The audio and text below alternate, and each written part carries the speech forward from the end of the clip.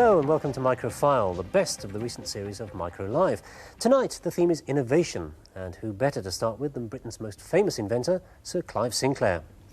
His name has become synonymous with individual enterprise and the inherent risks of being an innovator.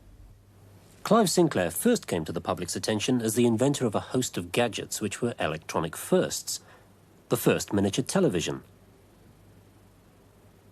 the first digital wristwatch, and the first pocket calculator. But it was not long before the Japanese came out with their own versions and left Sinclair without a market. In 1980, he virtually created the home computer boom with the introduction of the world's first micro to sell for under £100, the ZX80, which was soon followed by the ZX81 and later the Spectrum. Initially, these machines were in short supply, and when they did arrive, many Sinclair customers complained that they just didn't work. Is your preoccupation with producing products that are affordable, cheap, has it affected their quality? No, I don't believe so. That's not... We, like other people, have had our problems with quality from time to time, but generally that has been because of some quirk of the marketplace. I mean, the home computer business, of course, has been a complete nightmare in terms of getting products back, not because the products had any intrinsic faults, but because the customers we were selling to were demonic in their ability to destroy cast iron, let alone computers. And so they plug them into everything just because they want to experiment, and if it went bust, they'd return it to us, and we would replace it under the guarantee. It was a bit generous, but there we are. But, well, yes, I take that point, but every micro manufacturer faces the same problem in that respect, and yet Sinclair, of all of them, got a very poor reputation at one stage for quality control. Well, as I say, I don't think it was the quality control. I think it was our policy of accepting back machines, no matter what the customer had done to them. We alone had that policy. In 1984, the recently ennobled Sir Clive introduced a personal computer for the business user, the QL, or Quantum Leap. It was completely incompatible with the earlier Spectrum. The QL failed to sell. The QL adverts also make references to the BBC Micro. I think you were shown leapfrogging both the Beeb and the IBM. Wasn't that a bit ambitious? Yes, it was. But you've got to go along with the advertising agent some of the time, and some of the time they're wrong.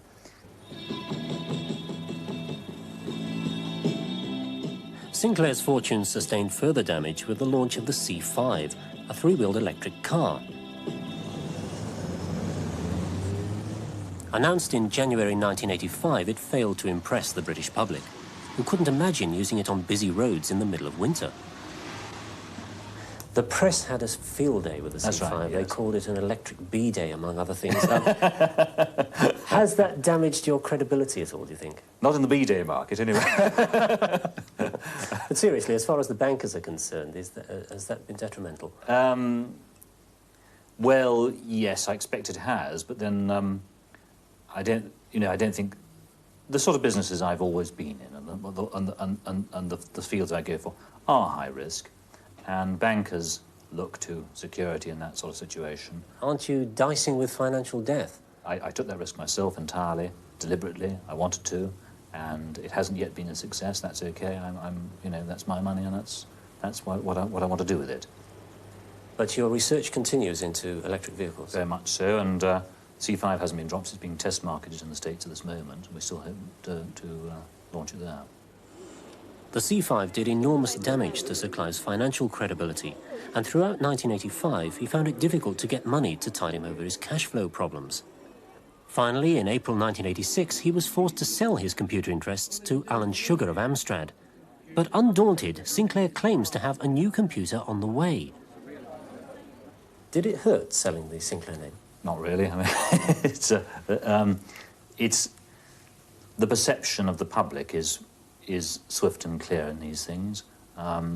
If I bring out a computer, I don't think anyone will be doubting whose computer it is, and that is what matters. Apparently unperturbed, Sir Clive continues apace, with new ideas, new inventions, and even new money. But the success of a company depends on its management, and it's clear that that was never where Sir Clive's real passion lay. it's my job in life, as I see it, to innovate. I'm not really very interested in a market once it's become mature, which is why, as I said earlier, selling to Alan Sugar made a lot of sense in terms of the home computer market, because that's a mature business which really requires skills other than the ones I have. My purpose is to innovate. One of Sir Clive's major computer innovations was the famous 32-bit quantum leap, or QL. It was a leap from the 8-bit processors of old to the larger 32-bit, but for some reason it didn't seem that grand an improvement. Fred explained. Well, the number refers to the processor at the heart of the machine and how many bits of information it can handle at once. So we have 8, 16 and 32-bit processors. Now, you might expect that a 32-bit processor would be twice as fast as a 16-bit, and a 16-bit twice as fast as an 8-bit. But although there is a speed increase, there's also a snag. Whatever the processor, it will need to get data from the memory. And that data has to travel along wiring, which is known as a data bus. Now, for 8 bits of data, you'll need 8 tracks on your data bus. And if we look at this printed circuit board, there are a few chips. Turn it over, and sure enough, there is the data bus. Those 8 tracks really do exist. So, information can travel to the processor 8 bits at a time. Well, you'll find an 8-bit data bus like this on the BBC, the Spectrum, Commodore 64, Atari 800 and so on, all the high street favourites. Now, you'd expect a 16-bit processor to have a 16-bit bus. Yes, well, true 16-bit machines do. And as this graphic shows, one tick of the computer's clock, a full 16 bits of information can travel to or from the processor. But 16 tracks makes all the circuitry very much more complex. So some machines, like the original IBM PC, actually cheat a bit. These are the so-called pseudo 16-bit machines, which have only an 8-bit bus. Now, of course, this creates a serious bottleneck of information. It slows the machine down. The processor now needs 2 gulps of that data to get the 16 bits it needs. So, a true 16-bit machine with a 16-bit bus will be very much faster. That helps to explain the relatively high speeds of, let's say, the Olivetti M24, the new Amstrad clone, the Nimbus and so on, compared with the IBM PC. Now, a 32-bit processor similarly could have a 32-bit data bus, like the expensive Compaq. But equally, you could have a 16-bit data bus. Cheaper, but you pay the price in performance. Now, you get this in machines like the new Atari and Commodore models. And would you believe you can even get a 32-bit processor with a grotty little 8-bit bus? And obviously, that now needs 4 gulps to get the information to the processor. In fact, this was one of the disappointing features of the ill-fated QL, which could chew rather more than it bit. So, when can we expect the 64-bit micro or the 128-bit micro? The answer seems to be not for a while. For the move nowadays is to have special custom chips made up from manufacturers' own designs. It used to be too expensive for many small firms to even consider. But MicroLive looked at a new process which lets them customise chips without breaking the bank. We went to Texas Instruments in Bedford to find out what lay behind the process. How can customising simplify a design like this?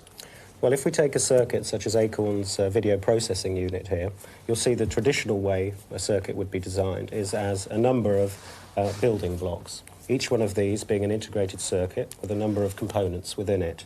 These range from simple logic functions through to memory elements. Customising allows us to put a number of different functions all on a single chip. And in the example here, we're replacing about 15 of these chips. Right, with just the one? With just the single device. Turning those 15 chips into one is easier said than done. Believe it or not, you would need this lot. That's about 15,000 components to build up the functions we're expecting of our one custom chip.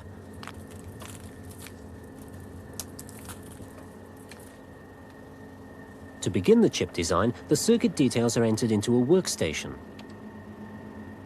This is done component by component, with each connection defined by a line of text. Or in an alternative form, pictorially, giving a direct match with that original circuit diagram. Once the design is entered, TI now relies mainly on workstation software to do the rest. it checks the entire circuit for entry errors by simulating the circuit's performance. The software feeds in known inputs. The outputs can then be checked against the waveforms expected from the circuit. When Acorn's circuit is turned into a custom chip like this, it will still be made up of those thousands of components, because the chip is just a very large number of tightly packed transistors, resistors and so on.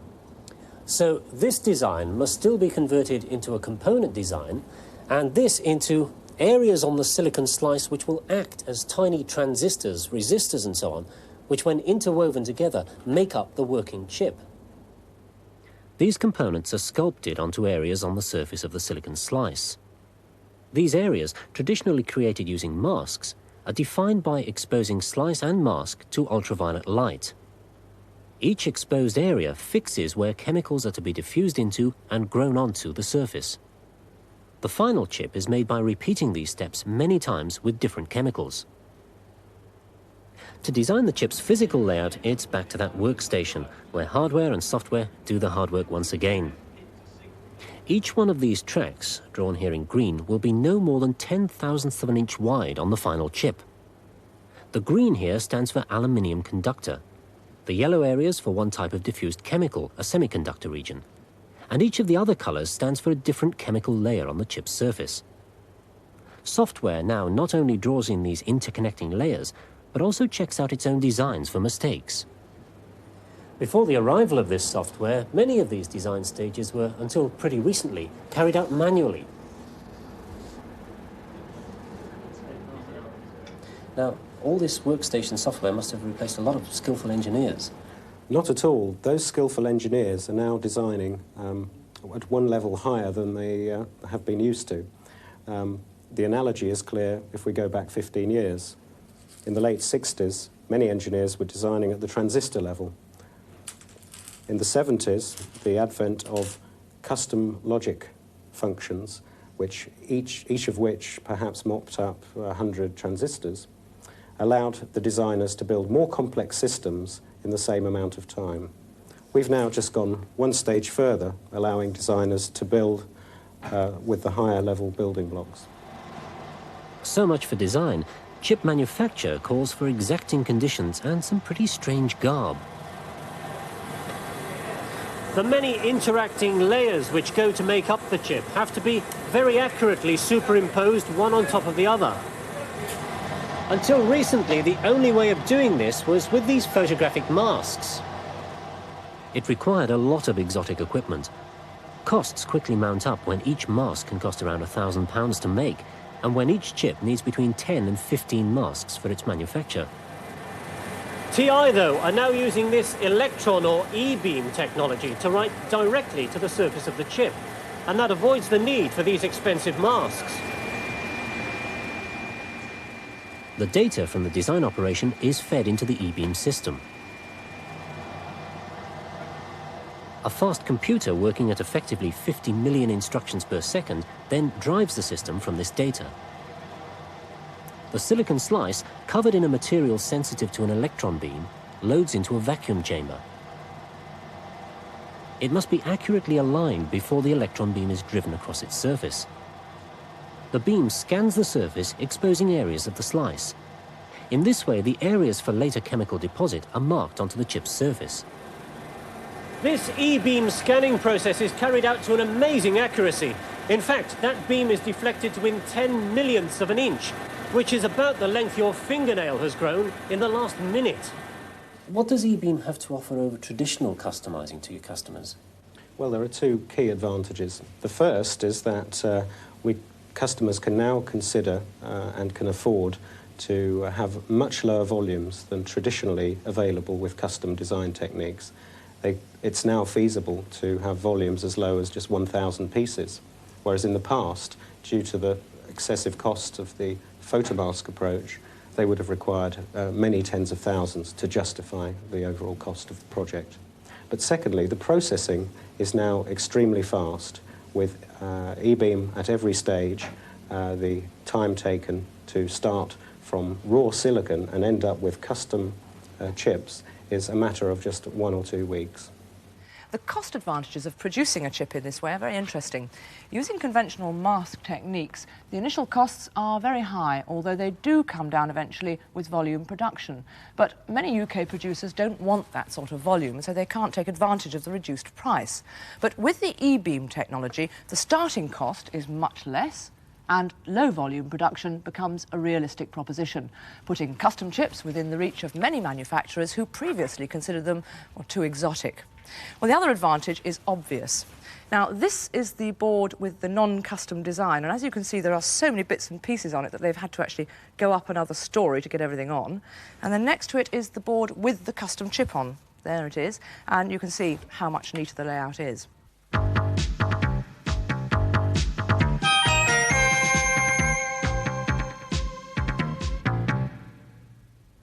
Although the rewards can be great, innovation is a risky business. We look at the story of the wing sail, a computer-controlled sail which has steered its inventor through some troubled waters. The age of sail lasted over 1,000 years. The wind costs nothing, and with sails properly set, a ship is capable of pulling the heaviest loads through the roughest seas.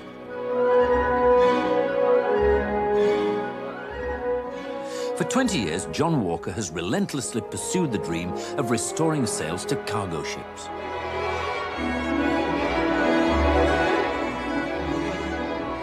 Sails unlike any seen before.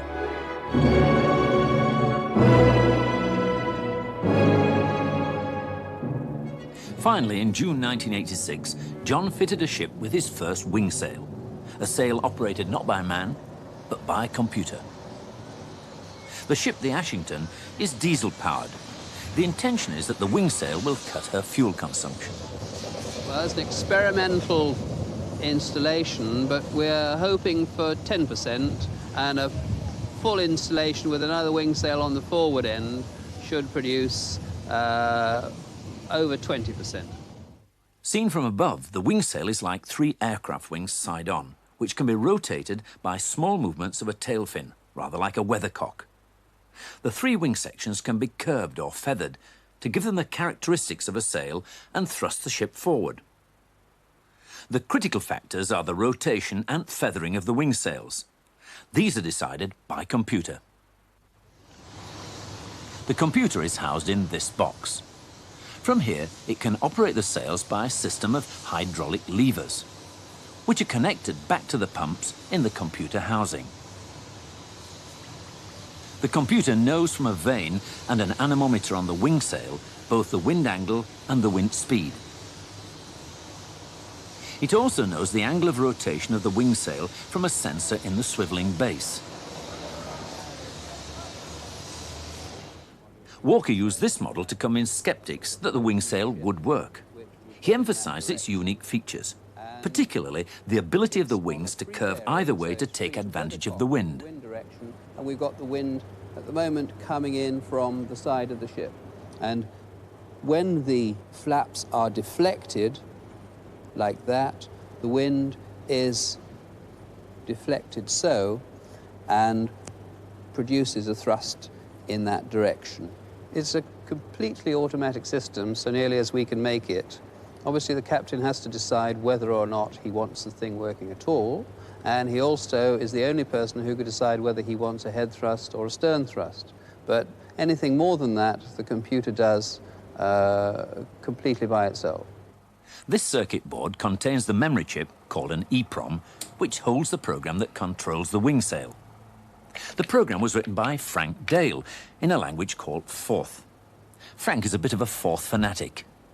Forth is a language designed by a control engineer to facilitate the programming of control systems, and it has a whole range of unique features that belong only to Forth. It's like no other language. Lots of disparagers call it a write-only language because you can't, they claim that once written, you can't ever read it again, and you know, a month later you don't know what you've written. But the beauty of Forth, it's extremely powerful, it's extremely compact. On this board, I've got a Forth interpreter, the Forth system, in a chip on there. I've got Forth on this system. I can write the program on these 3.5-inch discs, the source code, I can send it from this machine down the line to this machine where this interpreter compiles it into this chunk of memory. So the actual program that runs sits in this little square block, and there's the finished job. It goes onto the ship. If the ingenuity of the technologists were all that were needed to get the wing sail onto a ship, the wing sail would have sailed long ago. As it is, its main obstacle has always been economics, starting with the difficulty of getting investors to back an unconventional project.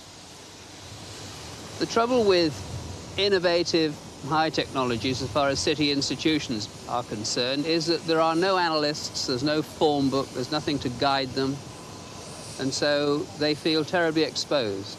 And so normally they tend to decide not to invest.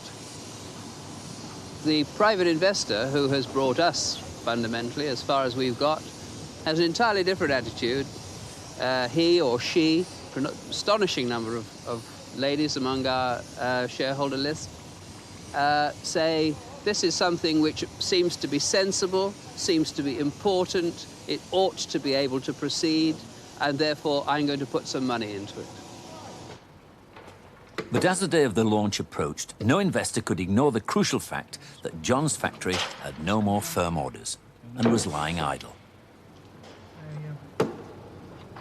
The only sign of activity was the men from Lloyd's Register of Shipping fitting a recorder into Wingsail's computer to see if the sea trials would vindicate John's claims. And as John Walker waited for the maiden voyage of the Wingsail, one thing was moving decisively against him. The price of oil was falling dramatically. Wingsail set sail on the 12th of June 1986. John and his wife watched as it moved into Southampton water on its way to trials in the Irish Sea. I can't remember the last time I cried. Perfect, eh? Over the next month, the data recorders were to show that Wingsail did indeed save about 10% of the Ashington's fuel consumption. Another important benefit also became apparent. Wingsail's ability to exert thrust in the right direction at the right time meant that it could be used instead of expensive tugs when docking. But in the end, the price of oil fell so far and so fast that no other shipowner considered the fuel saving offered by the Wingsail worth paying for.